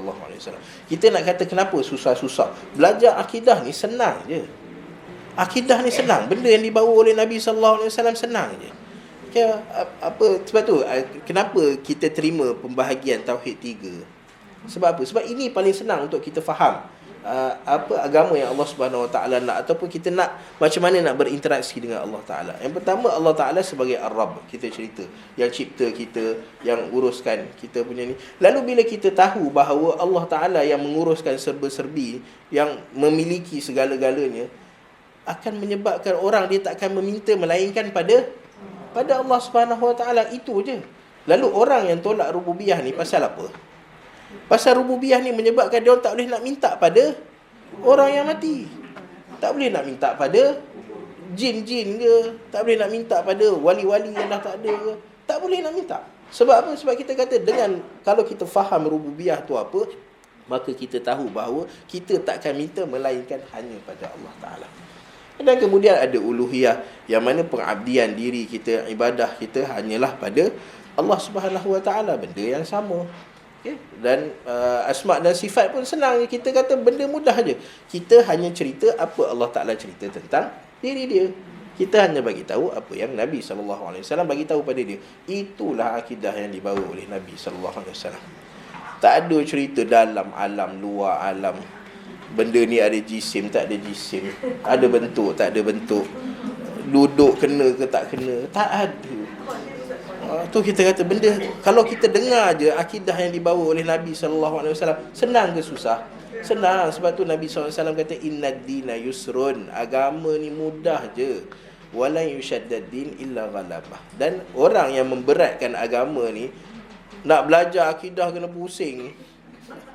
Kena pusing belajar arat jauhar benda. Pernah dengar arat jauhar? Kita daripada kecil pernah dengar ke benda-benda macam tu? Tak dengar. Macam mana kita nak faham agama dengan orang kena faham dulu arat jauhar ni apa benda. Okey, kemudian nak macam-macam benda. Okey, so Nabi SAW bagi tahu bahawa agama ni mudah dan yang memberatkan agama ni adalah orang tu sendiri. Dan orang yang memberatkan agama sampai satu masa nanti illa ghalabah, dia akan mengaku kalah. Dia akan tumbang dengan benda yang dia beratkan diri dia dengan benda tu. Okey. Okey, so Allah Subhanahu Wa Taala step pertama Allah Taala bagi tahu innani anallah, dan itu tugas kita. Okay, kita mungkin boleh cerita pada anak kita solat 5 waktu apa semua, tetapi benda pertama yang Allah Ta'ala nak kita cerita adalah kita perkenalkan diri mereka pada Allah Ta'ala. Okay, so ada orang dia perkenalkan anak dia dengan Allah Ta'ala dengan hanya menyebut nama Allah Ta'ala. So ajar pada anak sebut Allah, Allah, Allah, tapi tak pernah ajar anak tentang Allah Ta'ala buat tangan ni, Allah Ta'ala yang bagi kamu makan. So benda tu yang sepatutnya kita cerita, bukan hanya zikir dengan nama Allah Subhanahu Wa Ta'ala. La ilaha illa ana, tidak ada Tuhan yang disembah melainkan aku, kata Allah Ta'ala. Fa'budni, maka beribadahlah kepada aku. So ini benda pertama. Pertama, pengiktirafan dulu Allah Subhanahu Wa Taala sebagai Tuhan, kemudian baru fa'budni. Okey, bila dah yakin Allah Subhanahu Wa Taala Tuhan, sebab ibadah kita pada Allah Taala, okey, ibadah kita macam mana dia nak jadi satu ibadah yang berkualiti, satu ibadah yang hebat? Bila kita tahu bahawa Allah Taala sediakan syurga bagi kita. Bila kita tahu Allah Ta'ala akan nilai setiap amalan kita, Allah Ta'ala sediakan neraka bagi orang yang engkar perintah Allah Ta'ala. So dekat sini baru kita boleh jadikan ibadah kita sesuatu yang hebat dan berkualiti. Okay? Dan tengok Allah Ta'ala sebut seterusnya, wa aqimis salah. Okay. Pertemuan pertama Allah Ta'ala dengan Nabi Musa alaihissalam, kalau perkenalkan diri Allah Subhanahu Wa Taala, kita tak kisah, sebab memang pertemuan pertama ni biasanya liqa, ta'aruf, untuk kita berkenalan antara satu sama lain. Okay. Tetapi nak tunjukkan kepentingan satu ibadah yang nama dia salat. Pertemuan pertama lagi Allah Ta'ala dah bagi tahu wa aqimis salah, dan dirikanlah salat. Okay. So nak tunjukkan bahawa betapa agungnya satu ibadah yang nama dia salat, sehingga kan pada pertemuan pertama lagi Allah Ta'ala dengan Nabi Musa alaihissalam dah Allah Ta'ala fardukan kepada Nabi Musa alaihissalam untuk salat. Cara macam mana? Mungkin sama macam salat kita, mungkin tak sama macam salat kita, tetapi ada ibadah yang nama dia salat pada zaman Nabi Musa alaihissalam, dan berkemungkinan ia ibadah yang sama. Sebab apa? Sebab bila mana Nabi SAW terima 50 kali salat daripada Allah Subhanahu Wa Taala, Nabi Musa minta kurang kan? Sebab kalau bentuk yang sama, kan Nabi Musa tahu kesukaran untuk buat salat yang macam mana kita buat pada hari ni. Kalau kita nak buat 50 waktu, senang. Payah kan? Okay, so kerana tu Nabi Musa AS minta supaya Nabi minta kurang daripada Allah Subhanahu Wa Taala, sehinggalah sampai 5 waktu, dan Allah Ta'ala kata amdaitu faridati. Okay, dah 5 waktu ni, inilah dia yang last. Okay. Wa aqimis salah. Okay. Wa aqimis salata li dhikri. Baik. Lalu Allah Subhanahu Wa Taala menamakan salat ini sebagai zikir pada Allah Subhanahu Wa Taala. Okay, lalu kita kadang-kadang bila kita nak mengingati Allah Subhanahu Wa Taala, maka antara cara terbaik untuk kita ingat Allah Subhanahu Wa Taala, selain kita sebut subhanallah ke, alhamdulillah ke, Allahu akbar ke, antara cara terbaik adalah dengan kita salat. Dan tengok macam mana Nabi SAW, idza hazabahu amrun fazi'a ila salah. Nabi ada fikir, ada kerunsingan ke, fikir tentang suatu perkara ke, lalu Nabi nak ingat pada Allah Subhanahu Wa Taala, Nabi nak minta pada Allah Subhanahu Wa Taala, maka Nabi salat dulu. Okay, so macam itulah Nabi SAW ajar pada kita, hatta istikharah kan. kita nak minta petunjuk daripada Allah Ta'ala untuk buat pilihan yang mubah, bukan pilihan yang wajib ke tak wajib, tapi pilihan yang dua-dua option ni okey. Lalu kita nak pilih option yang mana? Okay, maka itu pun Nabi ajar pada kita untuk salat 2 rakaat dan kemudian doa minta pada Allah Subhanahu wa taala, Allahumma inni astakhiruka bi'ilmika wa qudratik. So doa Nabi sallallahu alaihi wasallam ajar pada kita. Okay, wa aqimis salata li zikri. Salat adalah zikir pada Allah Subhanahu wa taala.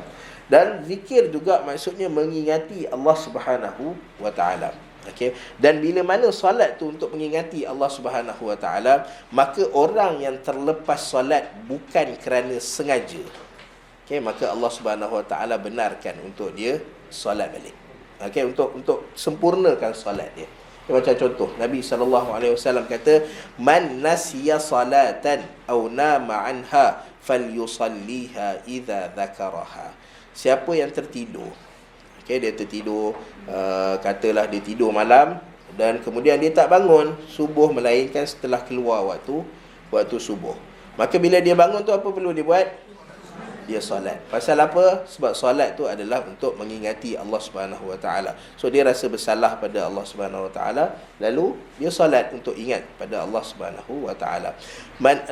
Ataupun dia bekerja, kerja, dia ingat nak solat. Okay, dia tahu waktu solat dah masuk dah, pukul 1:30. Tapi dia kata tak apalah, siapkan sikit lagi. Okay. Dia punya sikit tu sampai keluar waktu zuhur. Jadi kadang-kadang orang yang dia, ada apa dia panggil? Enthusiasm, apa benda? Dia ada kesungguhan dalam pekerjaan dia. Kadang-kadang dia tak sedar dia buat apa. Okay. Orang yang belajar contohnya, orang yang mengajar contohnya, tiba-tiba tengok dah keluar daripada waktu dia. Okay, so bila keluar daripada waktu dia, apa perlu dia buat? Solat. Pasal apa? Sebab dia tertinggal solat ini tanpa sengaja. Okay, maka Allah Subhanahu wa taala kata, tak apa, sebab orang ni dia masih mengingati Allah Subhanahu wa taala. Okay, maka solat tu untuk ingat pada Allah Taala. Kalau dia tak sengaja, dia solat. Tapi bagi orang yang sengaja, dia tahu dah masuk waktu zuhur ni, tapi saya tak nak solat. So macam mana status orang ni? Okey, bab kafir tak kafir tu kita tapi nak cerita bahawa Allah Taala tidak memerlukan solat daripada orang ni. Sebab dia memang dah ingat Allah Subhanahu wa taala tapi dia tak solat. Okey, so orang ni kalau dia nak nak hilangkan dosa dia tak solat, dia kena minta ampun pada Allah Subhanahu wa taala. Beza dengan orang tadi dia terlepas solat sebab tak sengaja. Okey, maka Allah Taala benarkan untuk dia solat balik. Okey, sebab solat tu tujuannya adalah untuk dia mengingati Allah Subhanahu wa taala. Tapi bagi orang yang dah ingat Allah Subhanahu wa taala, dah tahu kefarduan solat, kemudian dia tak nak solat, okey, maka orang ni ganti macam mana pun tak hilang lagi dosa tu. Okey, hilang dosa tu hanya apabila dia bertaubat pada Allah Subhanahu wa taala. Okay, sebab tu kita kata ada orang kadang-kadang dia bertanya pada kita, Ustaz, saya dulu masa muda-muda tu huha-huha, okay, dengan belly bottom benda seluar. Okay, so solat ni kadang-kadang jarang-jarang buat lah. So macam mana nak hilangkan dosa solat ni? Maka kita kata istighfar pada Allah Taala, bertaubat pada Allah Subhanahu wa taala. Sebab kalau kita solat macam mana pun, kalau tak ada istighfar dan bertaubat pada Allah Taala, dosa tu tak hilang. Okay, sebab Allah Taala tak minta kita ganti. Allah Taala minta untuk kita bertaubat daripada dosa-dosa besar. Okay. So benda pertama Allah Taala minta pada Nabi Musa adalah fa'budni wa aqimis salata li zikri. Okay. Dua benda, ibadah pada Allah Subhanahu wa taala dan salat pada Allah Subhanahu wa taala. Okey, dan solat ni sebenarnya dia adalah sebahagian daripada ibadah. Okey, tapi nak menunjukkan bahawa antara ibadah yang paling agung, yang paling hebat Allah Taala letakkan pada manusia ni adalah solat. Okey, sebab tu Nabi sallallahu alaihi wasallam sebut al-ahdu bainana wa bainahum as-salah faman tarakaha faqad kafar. Kita punya perbezaan antara kita dengan orang tak beriman pada Allah Subhanahu wa taala adalah pada salat. Siapa yang tinggalkan salat, kata Nabi SAW, secara sengaja ataupun mengingkari kewajipan dia, faqad kafar, dia telah kufur pada Allah Subhanahu wa taala. Okey. Dan kemudiannya Allah Taala menyebutkan innas sa'ata atiyatun akadu ukhfiha. Sesungguhnya as-sa'ah. As-sa'ah tu apa dia? Bukan jam Okey, yang ni satu juga. Okey, tadi kita cerita tentang benda yang al-ahdu zihni. Ada benda yang sebut Musa, dia dah tahu Nabi Musa alaihissalam. Okey, sebut as-sa'ah dalam bahasa Arab, sa'ah ini adalah waktu ataupun masa. Okey, walau bagaimanapun kita bila berhadapan dengan perkataan as-sa'ah ataupun masa ni, istilah-istilah dalam nususul wahyi, dalam nas-nas wahyu ni, kita kena pandang dia bukan hanya dari segi bahasa semata-mata. Okey, kita kena pandang dia dari segi syarak. Okey, dari segi syarak ni maksud dia apa? Dari segi syarak, kalau as-sa'ah ni maksud dia waktu, dari segi bahasa maksud dia waktu. Okey, tapi sebelum kita bagi takrifan waktu dekat situ, kita kena tengok ada tak Nabi SAW sebut tentang as-sa'ah dengan makna lain selain waktu. Itu maksud dia, kita kena tengok makna perkataan dari sudut syariah. Okey. Perkataan-perkataan yang biasa dalam Al-Quran, macam contohlah kalau kita jumpa apa benda yang kita biasa jumpa dalam Al-Quran. An-nakhil. An-nakhil maksud dia apa? Kurma. Okey, a'nab, buah anggur. Okay. So benda ni dalam urusan harian kita pun kita jumpa. Okay. Lalu sebelum kita bagi takrifan dia, kurma ke, anggur ke ataupun apa-apa, kita kena tengok dulu dalam hadis Nabi SAW, ada tak makna lain bagi nakhil, ada tak makna lain bagi anggur. Kalau tak ada, baru kita letak makna tersebut. Okay. Contoh lain, Allah Subhanahu wa taala menyebutkan yadullahi fawqa aydihim. Okey, yadun maksud dia apa? Tangan. Yadullah, tangan Allah Subhanahu wa taala di atas tangan-tangan mereka. Okey. Lalu kita tengok yadun dalam bahasa, dari segi bahasa maksud dia tangan. Okey. Dari segi penggunaan dia kita tengok ada tak makna lain bagi yad? Ada tak? Ada.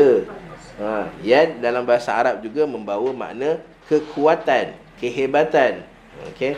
Lalu boleh tak kita kata yadullah dekat dalam ayat tu membawa maksud kehebatan dan kekuasaan, kekuatan? Boleh tak? Boleh, tak ada masalah. Okey, jangan pula kata kerana kita beriman yad Allah Taala ada yad, maka siapa yang bagi makna yad dengan makna kekuatan dan kekuasaan, maka ini adalah penafian pada sifat Allah Ta'ala. Tidak. Sebab dalam bahasa Arab ada penggunaan dia. Okey. Tapi kita isbat yad kerana apa? Kita isbat bukan satu yad je. Kita isbat yadain. Kita isbat dua tangan bagi Allah Subhanahu wa Ta'ala. Sebab Allah Subhanahu wa Ta'ala sebut dalam Al-Quran, qala ya iblisu ma mana'aka an tasjuda lima khalaqtu biyadai. Allah Ta'ala kata, wahai iblis, bagaimana kamu tak sujud pada makhluk yang aku cipta dengan dua tanganku, kata Allah Ta'ala. Dan dalam bahasa Arab, dua tangan dia tak ada maksud lain, melainkan dua tangan. Okay, kalau satu tangan tu, yadun tu, dia ada maksud quwah, al-qudrah, kekuatan, kemampuan. Tapi dua tangan dia tak ada maksud lain, melainkan dua tangan. Sebab tu kita isbat pada Allah Ta'ala. Sebab Allah Ta'ala sendiri yang kata bahawa dia ada dua tangan. Okay, bukan kita yang nak kata, tapi Allah Ta'ala yang sebut itu. Okay. So Allah Subhanahu wa taala menyebutkan dekat sini innas sa'ata atiyatun. Okey. As-sa'ah maksud dia adalah waktu. Okey, tetapi bila kita tengok Nabi SAW menggunakan perkataan as-sa'ah untuk menunjukkan hari akhirat. La taqumus sa'ah hatta taraw 10 ayat. Tidak akan berlaku hari kiamat ini melainkan setelah kamu lihat 10 tanda-tanda besar hari kiamat. Okay. Hari kiamat ni atiyatun, dia pasti akan berlaku. Nak menunjukkan bahawa Allah Ta'ala dah cerita tentang hari kiamat ni bukan hanya pada kita umat akhir zaman, tetapi daripada zaman daripada zaman Nabi Adam alaihissalam lah. Allah Ta'ala cerita tentang hari kiamat. Maksudnya benda yang berlaku atas bumi ini dia akan sampai pada penghujung dia. Dia akan ada kebinasaan dia. Ya, inna sa'ata atiyatun akadu ukhfiha. Nampak tak? Allah Ta'ala kata akadu ukhfiha. hari kiamat ni Allah Ta'ala kata dia datang dan ukhfiha maksudnya sembunyikan. Dan bila Allah Ta'ala kata sembunyikan, akadu maksud dia apa? Akadu ukhfiha, dia sembunyikan tapi bukan totally disembunyikan. Okay. Hari kiamat ni maksudnya tak ada orang tahu bila hari kiamat, tetapi Allah Subhanahu Wa Ta'ala bukan sembunyikan secara 100%. Okay. Ada benda yang Allah Ta'ala bawa datang untuk bagi tahu bahawa ni hari kiamat. Apa dia? Tanda-tanda hari kiamat. Allah Ta'ala tak bagi tahu kita bila berlaku hari kiamat, tapi Allah Ta'ala bagi tahu alamatus sa'ah, tanda-tanda hari kiamat. Macam kita sebut tadi, Nabi SAW cerita, kamu takkan jumpa hari kiamat minta maaf, kamu takkan jumpa hari kiamat sehinggalah kamu nampak 10 tanda. Matahari terbit daripada barat, turunnya Nabi Isa, keluarnya Dajjal, keluarnya Ya'juj dan Ma'juj. 3 khusuf. Khusuf ni bumi sedut, apa dia panggil? Yang jatuh dekat KL tu apa? Mendap. Mendap, ada 3 mendap dekat yang akan berlaku. Okay, dan bila dah berlaku 10 tanda ni, barulah akan berlaku hari kiamat. Okay, ada pun secara spesifiknya tak ada orang tahu pasal hari kiamat. Okay, hatta Allah Subhanahu Wa Ta'ala kata apa pada Nabi SAW? Yas'alunaka ka'annaka hafiyun anha. Qul innama ilmuha indallah walakinna aksaran nasi la ya'lamun. Orang bertanya, sahabat Nabi bertanya pada Nabi SAW, orang kafir tanya pada Nabi SAW, bila berlaku hari kiamat? Lalu Allah Ta'ala kata, mereka bertanya kepada kamu seolah-olah macamlah kamu tahu tentang hari kiamat ni. Okay, Nabi pun tak tahu pasal hari kiamat, tapi kita tiba-tiba ada orang bagi tahu, Jumaat tahun depan, Jumaat kedua akan berlaku hari kiamat. Okay, tarikh sekian-sekian akan berlaku hari kiamat. Malangnya ada orang yang beriman percaya. Itu masalah dia, duk sebarkan dekat WhatsApp. Kita pun pening kata, alamak, ini benda paling basic sekali. Allah Ta'ala kata tak ada orang tahu. Akadu ukhfiha, maksud akadu ukhfiha, maksud dia hatta Allah Subhanahu Wa Ta'ala pun hampir menyembunyikan pada diri dia sendiri. Okay, maksudnya nak kata tak ada orang yang tahu tentang hari kiamat ni bila berlaku. So bila kita dengar je ada orang cerita kiamat ni mungkin berlaku pada ni, tolak teruslah. Melainkan kalau dia kata hari kiamat berlaku pada hari Jumaat, yang tu kita percayalah, sebab ada hadis Nabi SAW. Yang lain semua kita tolak. Okay? Tak kira lah dia buat kiraan macam mana sekalipun, sampai orang angkat nama orang-orang yang boleh teka ni. Siapa nama yang Nostradamus? Yang cerita tentang hari kiamat nak berlaku tahun bila. Dah lepas kan? Dia cerita tahun bila? 2022 kan, bila dia punya jangkaan dia tu, tapi tak kena. Okay. So sebab memang Allah Ta'ala bagi tahu, dan Allah Ta'ala kata la ta'tikum illa baghtah. Hari kiamat ni dia takkan datang, walaupun ada tanda-tanda dia, tetapi dia takkan datang melainkan dengan mengejut. Okay. So dengan mengejut, so tak ada orang akan tahu tentang hari kiamat ni. Dan bila Allah Subhanahu Wa Ta'ala bagi tahu, tak ada siapa yang tahu tentang hari kiamat ni, tiba-tiba ada orang bagi tahu dia tahu bila hari kiamat ni, ini adalah satu syirik besar pada Allah Subhanahu Wa Ta'ala. Menyamakan diri dia dengan benda yang menjadi keistimewaan Allah Ta'ala, iaitu mengetahui perkara gaib. Okay. Dan macam mana pula dengan orang yang percaya dengan orang-orang seperti ini? Okay. Dan Allah Subhanahu Wa Ta'ala bagi tahu bahawa hari kiamat ini Allah Ta'ala sembunyikan, tidak ada orang yang tahu. Dan tujuan Allah Ta'ala bawa datang hari kiamat ni adalah, walaupun Allah Ta'ala boleh daripada kubur terus masuk syurga, terus masuk neraka, tetapi di sana ada hari yang Allah Subhanahu Wa Ta'ala datangkan, litujza kullu nafsim bima tas'a. Tujuannya adalah supaya amalan-amalan kullu nafsin, setiap jiwa, setiap makhluk Allah Subhanahu Wa Ta'ala yang Allah Ta'ala pertanggungjawabkan dia dengan sesuatu, maka dia akan litujza, dapat dia punya balasan dia. Okay, sama ada balasan yang baik ataupun balasan yang sesuai dengan apa yang dia lakukan semasa di dunia. Litujza kullu nafsin bima tas'a, dengan apa yang dia usahakan semasa di dunia. Okey, dan ini peringatan Allah Taala dah berikan pada zaman Nabi Allah Musa alaihi salam lagi. Okey. Kemudian fala yasuddannaka anha. Okey, pertama Allah Taala sebut tadi benda wahai Musa, anakhtartuka fastami' lima yuha, terima wahyu daripada Allah Taala. So sebelum menyampaikan, Nabi Musa boleh sampaikan kepada orang, sebelum Nabi Musa boleh bagi tahu pada orang dia nabi, maka Allah Taala suruh dia buat apa dulu? Fastami', belajar dulu.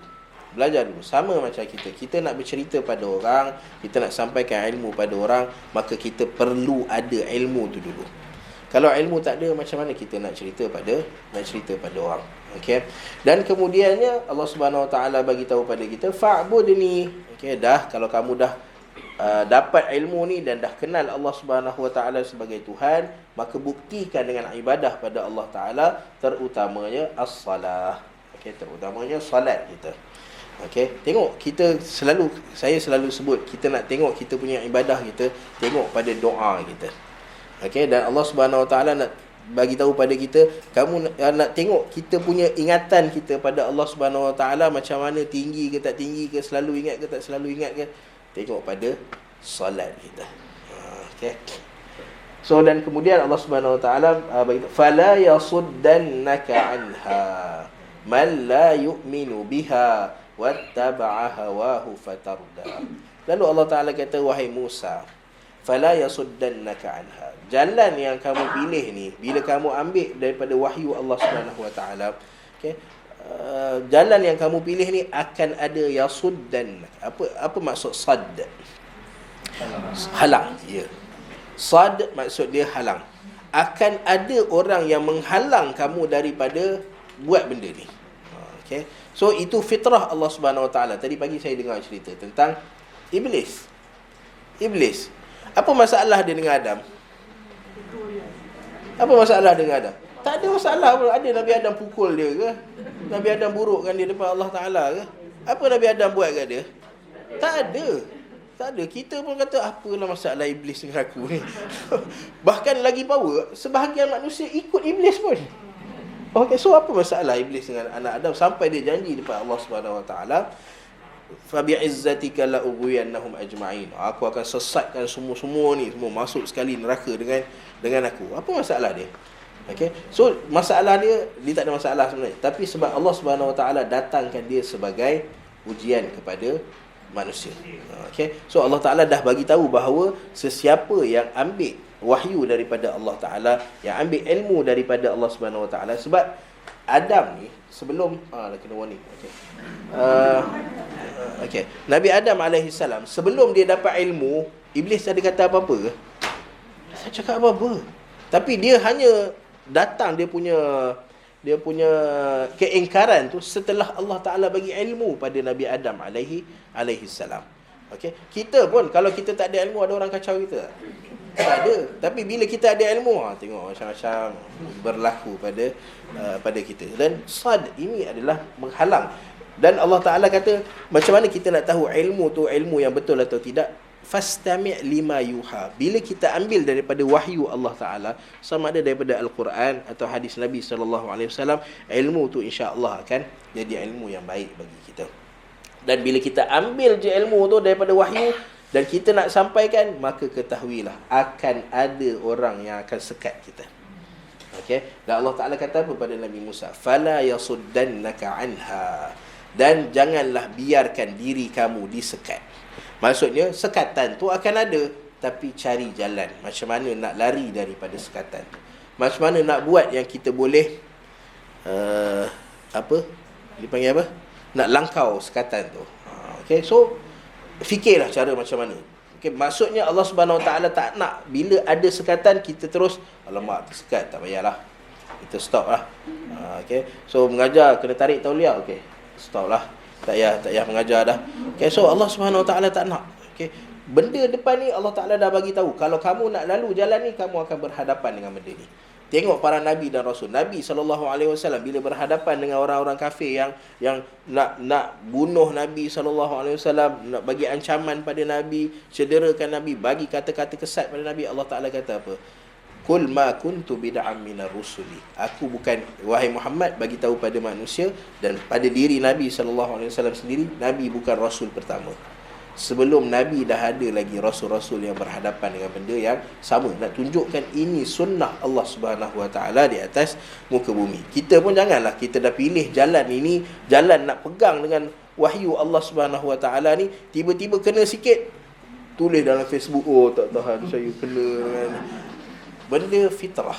Allah Subhanahu Wa Taala jadikan pada orang-orang yang nak menyampaikan kebenaran ataupun menyampaikan wahyu Allah Taala pada manusia. Fala yasuddannaka anha man la yu'minu biha. Okay. So Allah Subhanahu Wa Taala bagi tahu orang yang akan sekat kamu ni ada dua jenis manusia. Ada dua kumpulan. Yang pertama adalah man la yu'minu biha, orang yang tidak beriman dengan dia. Maksudnya orang yang tak beriman dengan Allah Subhanahu Wa Taala, yang tak percaya kepada Nabi, yang tak percaya kepada syariat yang Allah Subhanahu Wa Taala berikan, wahyu yang Allah Taala berikan, itu man la yu'minu biha. Orang-orang ni dia akan sekat kamu. Okay, tak kira lah nama dia Yahudi ke, Nasrani ke, Majus, penyembah api ke, Buddha ke, Hindu ke, semua ni akan sekat kamu daripada menyampaikan agama kamu. Itu yang pertama. Dan itu tak pelik. Okay, sebab mereka memang berlainan agama daripada kita, berlainan kepercayaan daripada kita. Mereka percaya Tuhan lain, sudah tentu tak setuju dengan Tuhan yang kita beriman dengan dia. Okay? Tetapi ada satu kumpulan lain lagi, man la yu'minu biha wattaba'a hawa. Ada satu kumpulan, iaitu orang-orang yang menjadikan hawa nafsu dia sebagai Tuhan. Okay? Kadang-kadang kita jumpa dengan orang seperti ini, yang kita kata, ada ke kita ajar benda-benda yang salah? Okay, contohlah, kita dengar ada orang mengajar Al-Quran, hadis Nabi SAW. Kelas dia tak tafsir Al-Quran, Sahih Bukhari, tak tadabbur Al-Quran, Fathul Bari ke, semua benda yang berkaitan dengan wahyu daripada Allah Subhanahu Wa Taala. Okay, dan benda wahyu daripada Allah Subhanahu Wa Taala ni memang Allah Taala yang minta kita ajar, Nabi SAW yang minta kita ajar. Okay, lalu bila kita kata, apa masalah kamu buat sekatan-sekatan seperti ini? Okay, maka tak ada sebab melainkan wattaba'a hawa. Dia ada emosi dia ada kemarahan dia ada rasa tak suka dia ada rasa kebencian dia, yang menyebabkan dia sekat orang-orang daripada menyampaikan apa yang Allah Subhanahu Wa Taala suruh mereka sampaikan. Okay, so fala yasuddannaka anha man la yu'minu biha wattaba'a hawa. So jangan kamu tunduk pada sekatan-sekatan ni. Okay, tapi jangan pula cerita ustaz ni bila kata jangan tunduk, minta lawan pula dengan orang-orang yang ada autoriti, yang tak membenarkan pengajian. Tidak. Maksudnya adalah kalau kita disekat daripada pengajian fizikal macam ini, buatlah online. Okay, kalau buat online tak boleh, kalau tak boleh buat online dekat dalam negeri-negeri tertentu, pergilah keluar negeri paling dekat, buat kat Negeri Sembilan ke, buat kat KL ke. Ya, betul lah, itulah cara dia. Sebab kan kadang-kadang kita jumpa dengan perintah-perintah ataupun benda yang sangat-sangat tak masuk akal. Macam saya cerita pagi tadi kan, bila peraturan baru tauliah dekat Selangor ni keluar. Okay, antara benda dia sebut adalah tak boleh nak ajar dekat mana-mana premis. Mana-mana premis. Bergerak ke tak bergerak ke, statik ke tak statik ke, dalam air, atas air, udara, semua. Betul. Dia tulis kat situ. Kapal terbang pun tak boleh. Dasar laut pun tak boleh. So kita kata ini pelik sangat dia punya. Kalau tulis premis tu orang boleh faham lah kan kat mana. Okay, tapi dia kita kata kadang-kadang sampai kita kata, macam mana orang nak talkinkan orang yang dah nazak nak mati? Nak talkin tu kena baca, kena ajar dia kan. So tak boleh nak ajar agama melainkan kena ada tauliah. Tak ada tauliah tak boleh lah sebut. Okay? Ataupun kita kata kita dengar orang dulu-dulu kan, bila budak-budak nak baca Quran kan, orang hantar dia mengaji dekat mana? Dekat rumah-rumah orang kan, yang boleh pakcik jiran sebelah apa semua. Diorang ni kadang-kadang tak minta bayaran pun sebab bosan duduk rumah. So nak mengajar anak-anak orang ni. Tapi dah tak boleh dah sekarang. Okay, disebabkan kena tauliah. Dan kalau tauliah tu memang dia bagi nak ambil tauliah. Kamu ada kelayakan, ambil. Tak apa. Tapi ini tauliah pun secara terpilih kan. Okay, so kita ada rasa sedih sikit dengan benda yang berlaku. Tapi kita tak mengharapkan dia jadi sebagai satu satu halangan kepada orang-orang yang nak sampaikan benda-benda wahyu daripada Allah Subhanahu wa taala. Sebab Allah Taala kata pada Nabi Musa alaihi salam, kalau kamu tunduk kepada sekatan-sekatan ini wahai Musa, fatarda, kamu akan binasa, kata Allah Subhanahu wa taala. Sebab apa? Sebab satu, Nabi Musa alaihi salam ni Allah Subhanahu wa taala pilih dia, beri tanggungjawab. Tak ada. Okey. So sebab tanggungjawab Allah Subhanahu wa taala bagi pada Nabi Musa, dan Nabi Musa ni pula dilengkapi dengan mukjizat. Dan begitu juga orang-orang yang Allah Taala pilih untuk berada. Nabi sallallahu alaihi wasallam kata, wala tazalu ta'ifatun min ummati zahirina ala amrillah. Dan ada satu kumpulan yang akan terus mempertahankan agama Allah Subhanahu wa taala ni, mempertahankan apa yang dibawa oleh Nabi sallallahu alaihi wasallam. Dan mereka ni yang menggerakkan hati kita untuk pergi ke arah ni, siapa dia? Allah Subhanahu wa taala. So bila Allah Taala dah pilih kita, tapi kemudiannya kita tak menghargai pilihan Allah Subhanahu wa taala pada kita, ada sekatan je, ada halangan je, maka kita pun kata tak payahlah dah. Okay. So benda tu akan bawa kepada fatarda maksudnya ada kecelakaan dekat akhirat. Allah Taala akan tanya kita, kenapa kamu tak sampaikan benda yang kamu sampaikan. Dan kecelakaan semasa di dunia, kita akan tengok kalau benda yang benar ni tak diceritakan kepada orang, seorang akan cari benda yang salah. Okay. Hatta iza lam yabqa alimun ittakhazan nasu ru'usan juhala. Kalau orang yang ada ilmu, dia tak cerita pada orang benda yang dia tahu, ilmu yang dia ada, maka orang akan cari walaupun daripada orang yang tak ada ilmu. Dan bila ada jumpa dengan orang yang tak ada berilmu, masa tu baru kita nak kritik dia. Ya, kita suruh share baca Quran, tak nak. Tapi bila orang baca Quran, semua pergi serang dia kan.